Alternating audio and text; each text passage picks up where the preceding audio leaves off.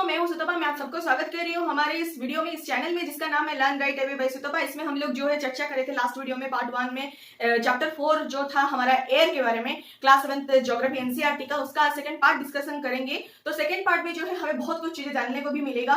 वो कि जैसे कि देखिए आप, जैसे हम लोगों का डिफरेंट डिफरेंट नाम होता है, उस हिसाब से हवाओं का भी नाम होता है, किस तरह से इनका जो है नाम बिठाए जाते हैं एंड ये किस तरह से जो है ओरिजिन होते हैं, लोकली इनका क्या नाम होता है, डिफरेंट होता है या फिर सेम होता है, सीजनली इनका नाम क्या होता है। तो सब तरह से जो है इनका नाम डिफरेंट होता है और नाम के हिसाब से इनका जो है फ्यूरियोसिटी भी देखने को मिलता है एंड इनका जो है इम्पैक्ट भी देखने को मिलता है। ठीक है, तो थोड़ा सा हम लोग जो है इनका इम्पैक्ट हमारे लाइफ पे, हमारे सोसाइटी पे, हमारे नेचर पे कैसे हो रहा है उसके बारे में थोड़ा सा जानेंगे एंड थोड़ा सा इनके नाम के बारे में जानेंगे, कैसे बिठाया जाता है इन डिटेल तो हम हायर क्लासेस में देखेंगे। थोड़ा थोड़ा इनका नाम जानेंगे, थोड़ा सा हिंट लेंगे एंड जो है बारिश के बारे में हम लोग जानेंगे, क्योंकि बारिश होने में हवाएं जो है बहुत ज्यादा हेल्प करती है और ये हवा नहीं होती तो बारिश भी नहीं हो पाता। ठीक है, तो कहीं ना कहीं ये जो है बारिश का जो साइकिल चलता है, हमारा वाटर का जो साइकिल चलता है, उसमें भी ये जो है बहुत बड़ा रोल प्ले करता है। ठीक है, सबको जो है अच्छी तरह से समझेंगे, तो बने रहिए अंत तक एंड अच्छी तरह से देखिए दोनों पार्ट को समझने के लिए, क्योंकि वेदर अपडेट्स, आजकल का जो सीजनल वेरिएशन होता है, जो भी हम लोग न्यूज देखते हैं, अचानक से कहीं पे बारिश हो जाता है, बारिश होने के सीजन में अचानक से बहुत ज्यादा धूप होने लगता है।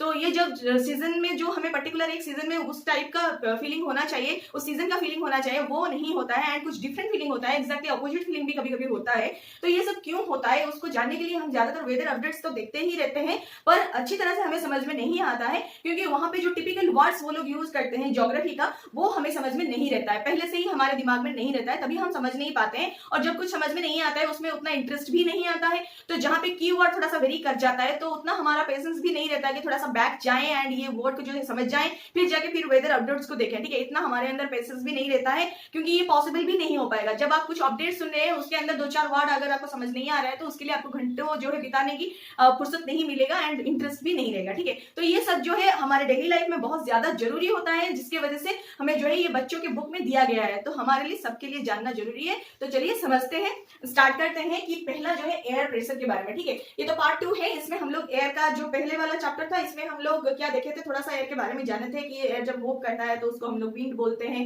या फिर एयर का प्रेशर कैसे क्रिएट होता है, कहाँ से क्या मूव होता है, फिर वेदर एंड क्लाइमेट का डिफरेंस हम लोग जाने थे, फिर हम लोग कुछ ऐसे मतलब बहुत ही कॉमन सा चीज जो है एयर के बारे में हम लोग जाने थे। लेकिन आज जो है थोड़ा सा इनके नाम के बारे में जानेंगे एंड एयर प्रेशर क्रिएट होने से क्या उसका रिजल्ट होता है उसके बारे में भी जानेंगे। ठीक है, तो जनरली एयर प्रेशर जो है ये सारे डायरेक्शन से जो है ये हमें प्रेशर देता है। ठीक है, ऑल डायरेक्शन से प्रेशर देता है एयर प्रेशर। जो हमारे चारों तरफ एयर होता है, हमें तो लगता नहीं है कि एयर होता है क्योंकि ये दिखता नहीं है, लेकिन अच्छी तरह से फील होता है। आप कैसे फील करेंगे, जब आप जा रहे होंगे कहीं रास्ते में, जैसे कि सूखी पत्तियां बिछी हुई रहती है, पड़ी हुई रहती है, तो वहां पे जब जोरों से हवा चलती है तो आप देखे होंगे कि हवा के साथ साथ वो पत्तियां भी उड़ती हुई जाती है ना। फिर आप कभी जैसे कि स्टॉर्म टाइप का कंडीशन हुआ हो, आप छाता लेके बाहर निकले हो, तो आपको पता चलेगा कि ये छाता जो है अपोजिट डायरेक्शन में जो है आपको खींच रहा है, या फिर उड़ जा रहा है, या फिर बेंड हो रहा है। तो ये सब जो है हवा का ही काम है, भले ही हमें ना दिखता हो, लेकिन इसका असर जो है हमें बहुत अच्छी तरह से महसूस हो पाता है। तो ये जो है हमें ऑल डायरेक्शन से प्रेशर देता है। जब ये स्टिल पोजीशन में रहता है तब भी हमें ये प्रेशर एक्सर्ट करता है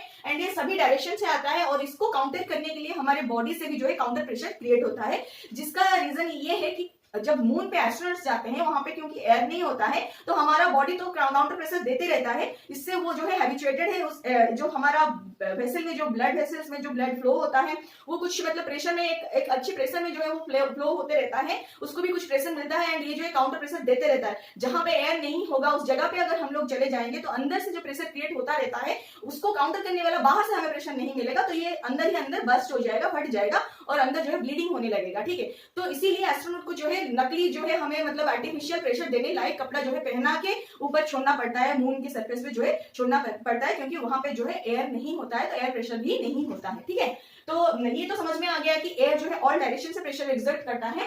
फिर एयर का वेट जो है अर्थ के सरफेस पे हमेशा से रहता है। ठीक है, लेकिन कहां पे ज्यादा होता है, जहां पे हमें डीपनेस ज्यादा देखने को मिलता है। हमारा हाइट कहां से मेजर होता है, मीन सी लेवल से हम हाइट मेजर करते हैं, तो उस हिसाब से सबसे नीचे वाला पोर्शन कहां पे आ गया, हमारा सी लेवल। ठीक है, तो सी लेवल पे ही हमारा एयर का प्रेशर जो है सबसे हाईएस्ट होता है एंड सबसे कम जो होता है हमारा एयर प्रेशर कहां पे होता है, जितना ऊपर तक हम चलते हुए जाएंगे उतना हमारा प्रेशर जो है कम होता हुआ जाएगा। एज सिंपल एज दैट, ठीक है। जितना ऊपर आप माउंटेन के ऊपर जा रहे हैं तो थोड़ा ऊपर जा रहे हैं तो वहां पे प्रेशर थोड़ा सा कम हो रहा है। आप और थोड़ा सा और दूसरे लेयर तक जाएंगे, जैसे कि एयर का जो हमारा मतलब एटमोस्फेयर का लेयर के बारे में हम लोग पढ़े थे पार्ट 1 में, ठीक है। तो वहां पे आप देखेंगे तो दूसरे तीसरे लेयर जो होते हैं, तो वो लेयर बाय लेयर आप अगर ऊपर ऊपर चलते हुए जाएंगे तो एकदम ऊपर वाला लेयर बहुत ही हल्का होता है, बहुत कम एयर होता है, वहां पे प्रेशर भी बहुत कम रहता है, बहुत लाइटर गैसेस जो है हमें देखने को मिलता है। क्या क्या देखने को मिलता है आप कमेंट करके बता दीजिए, ठीक है।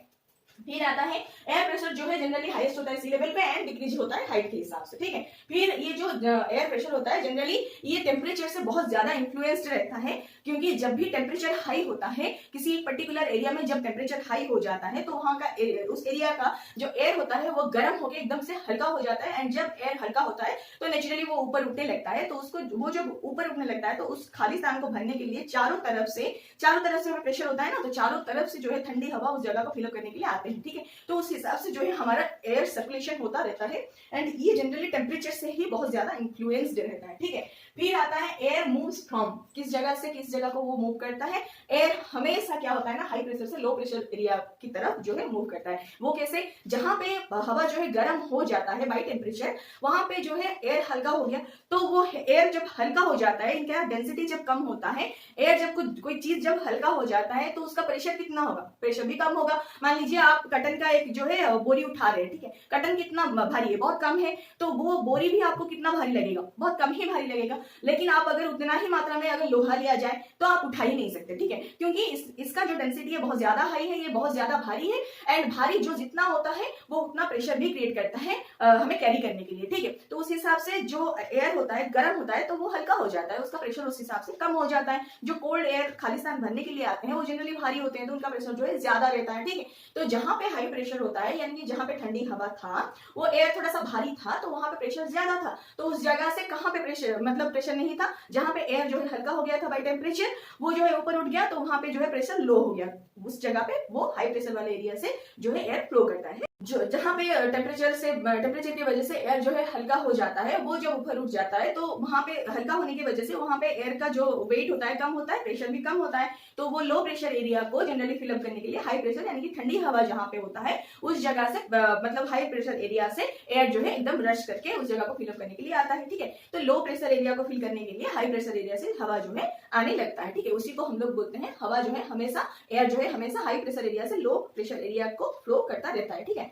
तो उस हिसाब से फिर आता है हमारा विंड, तो जो एयर फ्लो करता है यानी कि हाई प्रेशर से लो प्रेशर एरिया को फ्लो करके जाता है, यानी कि लो प्रेशर एरिया में हवा लाइटर होता है, ऊपर उठने लगता है, तो खालिस्तान को भरने के लिए हाई प्रेशर एरिया से मतलब ठंडी हवा जो है रश करके उस जगह पे जाता है, तो उसको हम लोग विंड बोलते हैं, ठीक है। ये जो विंड होता है जनरली इनका जो नाम बिठाया जाता है ये डायरेक्शन के हिसाब से बिठाया जाता है, ठीक है। तो ये बहुत ज्यादातर जो है डायरेक्शन के हिसाब से तो बिठाया जाता है, कहीं कहीं हमें सीजनली इनका नाम भी देखने को मिलता है, कहीं कहीं हमें लोकली इनका नाम भी देखने को मिलता है, ठीक है। तो सीजनली लोकली हम लोग डिस्कस करेंगे, लेकिन डायरेक्शन के हिसाब से कैसे इनका नाम होता है, जिस तरह से मतलब जिस डायरेक्शन से ये फ्लो करते हैं उस डायरेक्शन के हिसाब से उनका नाम बिठाया जाता है, ठीक है। जिस डायरेक्शन से फ्लो करते हैं, जिस डायरेक्शन को फ्लो करते हैं उस डायरेक्शन के हिसाब से नाम नहीं रहेगा, जिस डायरेक्शन से फ्लो करते हैं उस डायरेक्शन के हिसाब से नाम रहेगा। जिस तरह से कि आप एग्जांपल ले सकते हैं कि अगर कोई हवा जो है वेस्ट डायरेक्शन से आ रहा है तो हम लोग उसको वेस्टर्लीज बोल रहे हैं, ठीक है। उस हिसाब से कोई अगर नॉर्थ ईस्ट से आ रहा है तो नॉर्थ ईस्ट वाला जो हवा आ रहा है उसको हम लोग नॉर्थ ईस्टर्लीज बोलेंगे, ठीक है। तो उस हिसाब से इनका जो है नाम बिठाया जाता है, जिस डायरेक्शन से ये फ्लो करते हैं उस हिसाब से इनका नाम जो है बन जाता है, ठीक है। तो उस हिसाब से कुछ हवाओं का नाम जो है हम लोग जानेंगे, तो उससे पहले थोड़ा टाइप इनका जान लेते हैं कि ये जो है कुछ परमानेंट विंड होते हैं, इनका 3 टाइप होता है, एक होता है परमानेंट, दूसरा होता है सीजनल, तीसरा होता है लोकल, ठीक है।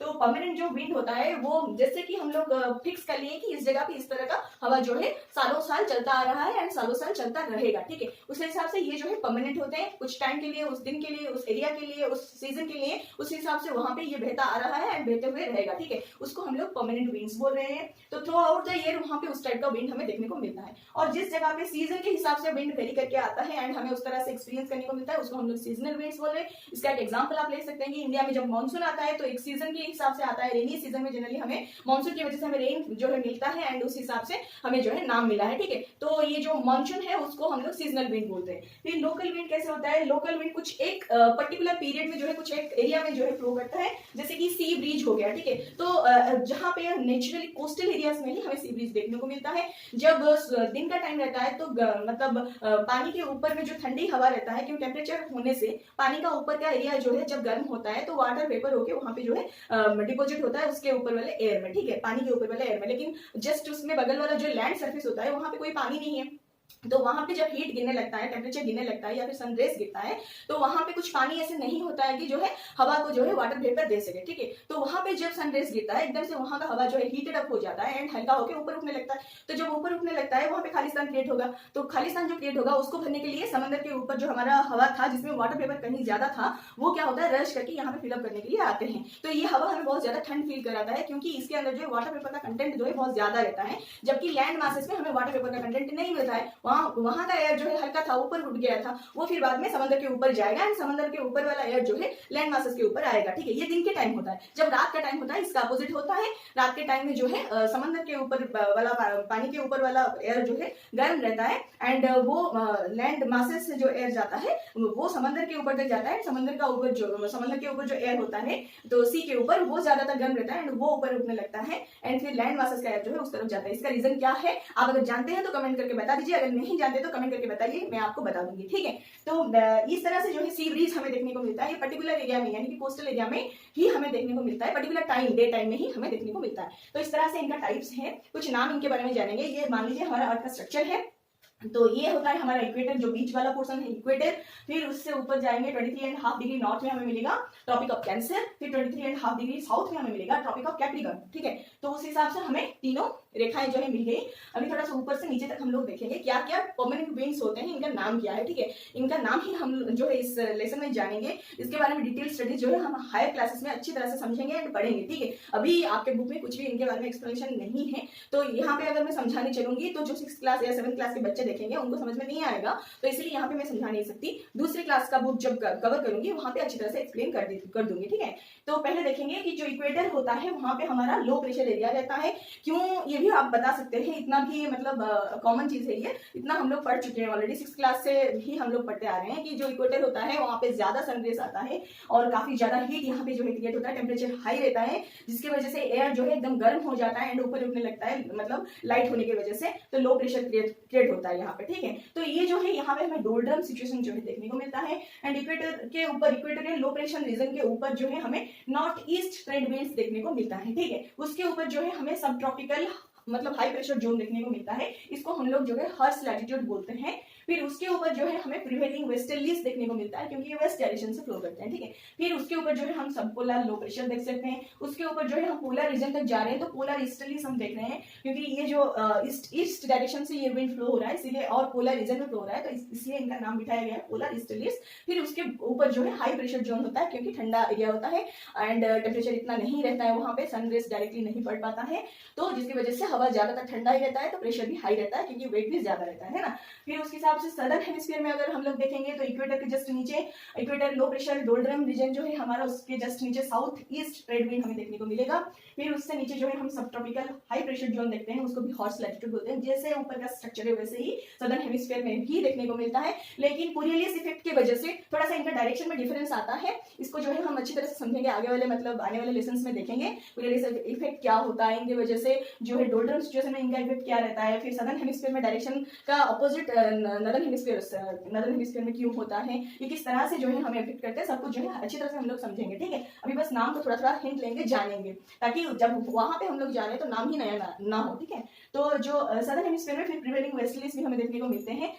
फिर आता है हमारा सब पोलर लो प्रेशर आता है, फिर पोलर ईस्टर्लीज आता है एंड हाई प्रेशर जोन आता है, ठीक है। तो हाई प्रेशर जोन जनरली हमें पोलर रीजन में ही देखने को मिलता है, दोनों पोल में हमें हाई प्रेशर जोन ही देखने को मिलता है। ये हमारा मेजर प्रेशर बेल्ट होता है एंड विंड सिस्टम जो है हमें इस तरह से पाए जाते हैं, ठीक है। फिर हम देखेंगे एक साइक्लोन के बारे में जो कि बहुत ही फ्यूरियस था एंड बहुत ज्यादा लोग उसमें मारे गए थे, लगभग जो है 13 मिलियन पीपल जो है उसमें मर गए थे एंड ये हुआ था उड़ीसा स्टेट में, इंडिया में हुआ था। तो किस दिन हुआ था ये 18 अक्टूबर 1919 को हुआ था, 1999 को हुआ था एंड साइक्लोन हिट किया था 5 डिस्ट्रिक्ट में, ठीक है। तो 18 अक्टूबर को 1999 को जो हुआ था उसमें 5 डिस्ट्रिक्ट को इफेक्ट किया था। ये जितना हार्मफुल नहीं था उससे जस्ट और 10 दिन 11 दिन बाद और एक सुपर साइक्लोन आया था 29 अक्टूबर 1999 को, वो बहुत ही ज्यादा फ्यूरियस था, वो उसको जो है हम सुपर साइक्लोन बोलते हैं। एंड ये जो है बहुत ज्यादा एक बहुत लार्ज पोर्शन को जो है डिवास्टेट कर दिया था, एकदम स्वेप्ट करके ले गया था, ठीक है। एंड इसमें जो है विंड वेलोसिटी जो है बहुत ज्यादा था। इसमें जो भी डिवास्टेटिंग इफेक्ट हमें देखने को मिला था, ज्यादातर 3 रीजन की वजह से ये देखने को मिला था। एक था विंड वेलोसिटी, दूसरा था रेन एंड तीसरा था टाइडल सर्ज, ठीक है। तो विंड जो है बहुत खतरनाक मतलब साबित होता है जब हमारा साइक्लोनिक सिचुएशन रहता है, ठीक है। तो मतलब साइक्लोन का जो सिचुएशन रहता है, विंड का वेलोसिटी जो है उसको एकदम से बहुत ज्यादा मतलब डबल ट्रिपल रेट में जो है असरदार बना देता है। एंड काफी ज्यादा डिवास्टेटिंग इफेक्ट जो है हमें देखने को मिलता है, बहुत ज्यादा डिस्ट्रक्शन भी हमें देखने को मिलता है, लाइफ का लॉस भी बहुत ज्यादा हो जाता है। और इस टाइम जो है बहुत ज्यादा लाइफ स्टॉक भी जो है उड़ीसा स्टेट में खत्म हो गए थे। एंड एक बहुत बड़ा फ्लड वाला सिचुएशन देखने को मिला था, लोगों का कच्चा घर जो था एकदम से स्माश हो गया था। एंड उस टाइम हमारा विंड का वेलोसिटी कितना था पता है, 260 किलोमीटर पर आवर था। एंड ये पूरा 36 घंटा तक 36 आवर तक ये जो है कंटिन्यूअली इतना स्पीड में जो है हवा बह रहा था। एंड इसमें जो है 7 मीटर से लेकर के 10 मीटर हाइट तक का टाइडल वेव हमें देखने को मिला था, ठीक है। आप मान सकते हैं, सोच सकते हैं कि कितना भयानक हुआ होगा ये जो स्थिति था उस टाइम का, बहुत ज्यादा लॉस हुआ था। ये जनरली एक डिप्रेशन की वजह से हुआ था, ठीक है। ये जो डिप्रेशन हुआ था, गल्फ ऑफ थाईलैंड जो था हमारा है, गल्फ ऑफ थाईलैंड जो है वहां पे ये डिप्रेशन क्रिएट हुआ था। कहां पे, हमारा जो अंडमान एंड निकोबार का कैपिटल है पोर्ट ब्लेयर, ठीक है, उसके ईस्ट में ये क्रिएट हुआ था। कब, 25 अक्टूबर को ये क्रिएट हुआ था। हिट किया था 29 अक्टूबर को 1999 को, ठीक है। तो ये 25 अक्टूबर को क्रिएट हुआ था। ये नॉर्थ ईस्ट वार्ड डायरेक्शन में मूव करके आके इरासमा एंड बालिकुदा जो स्टेट है, मतलब जो जगह है उड़ीसा का, वहां पे जो है इनके बीच में ये हिट किया था 29 अक्टूबर को 10:30 बजे, ठीक है। तो 10:30 बजे, ये जो दिन के 10:30 बजे 10:30 AM को इरासमा एंड बालिकुदा जो एरिया है उसके बीच में ये हिट किया था। एंड 28 कोस्टल स्टेट्स जो है इनको एकदम धो के वो एकदम पानी में मिला गया था। एंड भुवनेश्वर, कटक जैसे स्टेट आज बहुत ही नाम कर चुके हैं, ये स्टेट जो है एकदम पानी में धो दिए थे, ठीक है। पानी के द्वारा मतलब धुल गए थे, पूरा एकदम स्माश हो गए थे। इसके अलावा 130 लाख पीपल, 13 मिलियन पीपल जो है इसमें जो है मर गए थे। लाइफ स्टॉक एंड बहुत सारे ऐसे चीज था जो कि डिस्ट्रक्ट कंप्लीटली हो चुका था। एंड इसका जो भरपाई था करने के लिए बहुत ज्यादा मतलब पेनफुल था गवर्नमेंट के लिए, स्टेट एंड सेंट्रल गवर्नमेंट दोनों के लिए, ठीक है। तो ये सिचुएशन जो है विंड के कारण ही हुआ था। ये साइक्लोन, ये हम लोग क्या जानते हैं, नेचर का फ्यूरी, ठीक है, नेचर्स फ्यूरी के नाम से हम लोग इसको जानते हैं। एंड इस तरह से हमें नेचर्स फ्यूरी बहुत जगह पे देखने को मिलता है, बहुत सारे रूप में देखने को मिलता है। इसमें जो है विंड का बहुत ज्यादा रोल भी रहता है। तो मान सकते हैं आप कि ये जो एयर हम लोग सांस भी लेते हैं, एंड हमें जो सांस देता है, हमें जो जिंदगी देने वाला, कभी जिंदगी लेने लायक भी हो जाता है, ठीक है। तो जब ये अपने रूप में आता है तो इस तरह से डिवास्टेटिंग इफेक्ट जो है क्रिएट करता है। तो थोड़ा सा हम लोग रेनफॉल के बारे में जानेंगे अभी। तो रेनफॉल जो है वो भी 3 टाइप के होते हैं, एक होता है साइक्लोनिक, दूसरा होता है रीफ और ओरोग्राफिक, तीसरा होता है कन्वेक्शनल, ठीक है। तो साइक्लोनिक जो होता है जनरली यहाँ पे आप ऐसे कंसीडर कर सकते हैं कि साइकिल की तरह ही होता है। जो हमारा वार्म एयर हो जाता है वो जब ऊपर उठता है, तो वो ऊपर उठते टाइम जो होता है, जब वो ठंडी मतलब हवा से कांटेक्ट में आता है, या फिर ठंडे जो विंड रहता है ऊपर, उनसे कांटेक्ट में आके ये जो है मतलब बारिश हो जाता है, ठीक है। वहां पे कोल्ड एयर सडनली आते हैं एंड वे जो हॉट एयर यानी कि वार्म एयर जो है ऊपर जाता है। तो जब ये कोल्ड एयर के कांटेक्ट में आते हैं तब यहाँ पे जो है बारिश हो जाता है, ठीक है। तो या फिर आप ऐसे भी मान सकते हैं कि वार्म एयर ऊपर जा रहे हैं तो कोल्ड एयर साइमल्टेनियसली वहां पे आ रहा है। तो कोल्ड एयर आ रहा है तो वार्म एयर उसके कांटेक्ट में आ रहा है, तो उसकी वजह से भी बारिश हो रहा है, क्योंकि वार्म एयर जो कांटेक्ट में आ रहा है वो भी गर्म हवा जो है वो भी ठंडा हो रहा है, एंड जो ठंडी हवा आ रहा है उसमें भी जो है मॉइस्चर है, तो दोनों मिलकर जो है बारिश हो रहा है। और रिलीफ ओरोग्राफी के हिसाब से इसके ऊपर और डिटेल में हम लोग ज्यादा स्टडी करेंगे हायर क्लासेस में। थोड़ा थोड़ा अभी हिंट जानना है, बस नाम को ही थोड़ा सा जानना है। आपके बुक में ऐसे बस पिक्चर ही दिया गया था, मैं थोड़ा थोड़ा समझा दे रही हूँ ताकि थोड़ा सा ये एलियन टाइप का ना लगे, ठीक है। तो रिलीफ एंड ओरोग्राफी ये होता है कि रिलीफ के हिसाब से हमारा जो स्ट्रक्चर होता है नेचर के ऊपर, जो लैंड फॉर्म्स होता है, उसके हिसाब से हमें क्या ऐसे उस टाइप का बारिश देखने को मिलता है। जी हाँ, मिलता है। तो जहाँ पे हमारा माउंटेनियस रीजन रहता है या फिर हिल स्टेशन रहता है, वहां पे जब नीचे वाला जो एयर होता है जब गर्म होता है, तो वो क्या होता है ना, माउंटेन के साथ साथ जिस तरह से माउंटेन बढ़ा हुआ है ऊपर तक, उस माउंटेन के रिलीफ के हिसाब से जब ऊपर उठने लगता है तो वो ऊपर जाके ठंडा हो जाता है। जब ठंडा हो जाता है तो वहां पे ही वो जो है बारिश कर देता है। और जब माउंटेन के ऊपर बारिश होता है तो एक साइड एकदम से वो, क्योंकि रिलीफ के हिसाब से गया था, तो मान लीजिए ये सपोज माउंटेन है, तो इस हिसाब से अगर एयर जा रहा है तो ये माउंटेन के ऊपर जाते जाते यहाँ पे ये क्लाउड फॉर्मेशन कर दिया, तो यहाँ पे ही बारिश हो गया। लेकिन माउंटेन के उस तरफ जो है बारिश नहीं हो पाएगा, क्योंकि यहाँ पे जो बारिश हो रहा है तो पानी जो है एकदम से इधर ही आएगा।